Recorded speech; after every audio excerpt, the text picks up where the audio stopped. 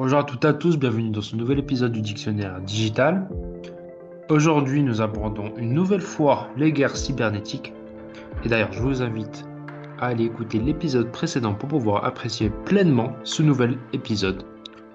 Toujours avec les éclairages de Dr Mohamed Beddin Yetioui, professeur d'études stratégiques au National Defense College des Émirats Arabes Unis.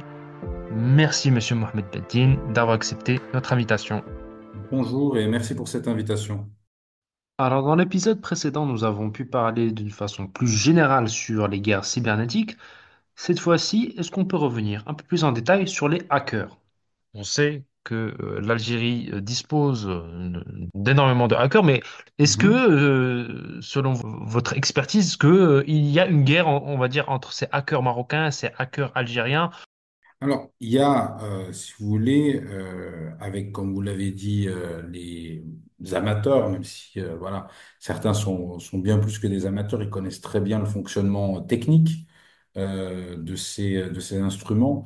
On a chez ce que vous appelez les amateurs des deux côtés, une volonté d'en découdre. Donc, si vous voulez, on a véritablement une véritable guerre cybernétique sur les réseaux sociaux. Le réseau le plus connu est Twitter, bien évidemment, qui offre un certain espace pour ce genre de choses. Euh, et là, on est sur quelque chose, si vous voulez, qui est sans fin, puisque on ne sait pas qui est derrière, on ne sait pas, on n'a pas de photos, on n'a pas de nom très souvent, on utilise des pseudonymes, des photos qui ne sont pas la photo du propriétaire. Donc là, si vous voulez, ça ouvre la porte à tous les débordements possibles et imaginables en termes d'insultes, en termes d'usurpation d'identité, en termes aussi de détournement d'image. Donc là, on est sur quelque chose, j'allais dire, de différent qui, bien sûr, pose problème, mais à un degré moindre. C'est-à-dire qu'on ne peut pas comparer ça à ce qui se passe, par exemple, quand les intérêts vitaux de l'État sont touchés. Néanmoins, de nombreuses personnalités peuvent en souffrir, vous voyez, de ça. C'est-à-dire qu'on porte atteinte à votre image, on détourne votre image, etc. On vous insulte, on s'attaque parfois à votre famille. Tous ces éléments-là peuvent aussi vraiment déborder et devenir assez dangereux pour la sécurité des personnes.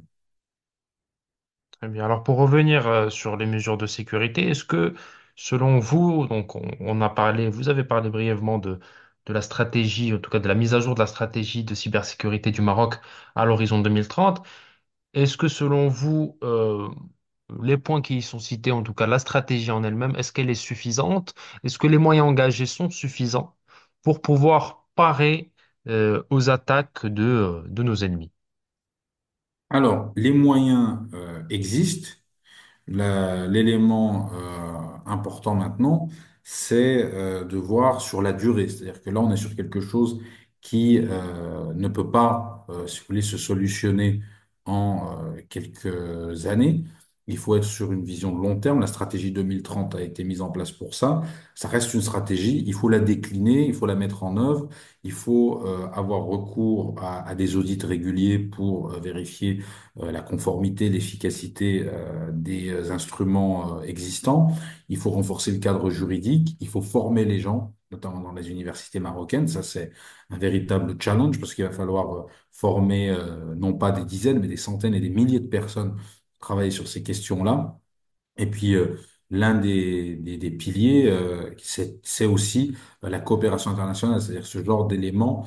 Il faut coller aux standards internationaux, il faut avoir des gens formés en interne, mais il faut aussi pouvoir coopérer internationalement avec les pays qui ont les standards les plus élevés afin de maintenir, si vous voulez, le niveau et même, j'ai envie de dire, augmenter le niveau, l'améliorer et permettre aux entreprises marocaines, à l'État marocain, mais aussi aux particuliers, aux citoyens marocains de vivre sereinement face à ces attaques, je le répète, qui vont ne faire que s'accentuer.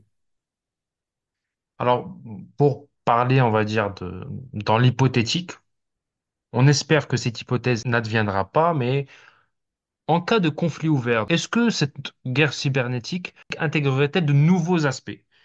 Alors, c'est difficile de répondre à ce genre de questions, parce qu'on espère que ça n'arrivera pas maintenant. Si vous voulez attaquer un pays, quel qu'il soit. Vous allez porter atteinte notamment à toute la partie logistique, les ports, les aéroports et à son secteur bancaire. Et là, vous pouvez être sûr que vous allez réellement porter atteinte au bon fonctionnement du pays. Ce qui peut poser aussi problème, c'est et notamment ce que j'ai dit précédemment pour un pays comme le Maroc qui est ouvert sur le monde, ouvert au tourisme et à la mondialisation des échanges. L'autre élément qui peut poser problème, c'est la question de la sécurité des institutions étatiques. Là, on a des fichiers qui sont des fichiers classés, qui comportent des données sensibles, et on peut se demander si un jour on a une accélération de ce mouvement-là et une véritable confrontation entre les deux pays, si ce n'est pas un des éléments que, à ce moment-là, ce ne seront pas des particuliers, mais évidemment des officines de l'État algérien qui se mettront à vouloir attaquer les intérêts stratégiques du royaume. Et c'est pour cela qu'il faut vraiment mettre en œuvre et décliner le plus vite possible, plus efficacement, les différents éléments que comporte la stratégie 2030. Merci beaucoup, Sieti, oui, pour tous vos éclairages. Merci à vous, c'était un plaisir. Merci à toutes et à tous d'avoir suivi ce nouvel épisode du Dictionnaire digital. À bientôt.